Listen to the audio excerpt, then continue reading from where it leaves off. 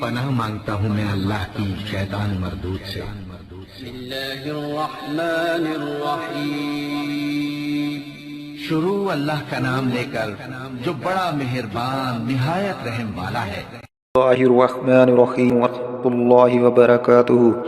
خواتین و حضرات، اسلامک وظائف یوٹیوب چینل میں آپ کو خوش آمدید کہتے ہیں۔ خواتین و حضرات، ہمیشہ کی طرح آج بھی آپ لوگوں کے میں سورۃ الانعام خواب میں پڑھنے کی تعبیر بتانے جا رہا ہوں۔ تو آپ جب سوئیں تو اس وقت جو ہے نا 5 وقت نماز پابندی کے ساتھ پڑھنا ہے، اور اس کے بعد استغفر اللہ، سبحان اللہ، الحمدللہ، استغفار کی تسبیح لازم پڑھیں، اور 5 وقت نماز کی پابندی کریں۔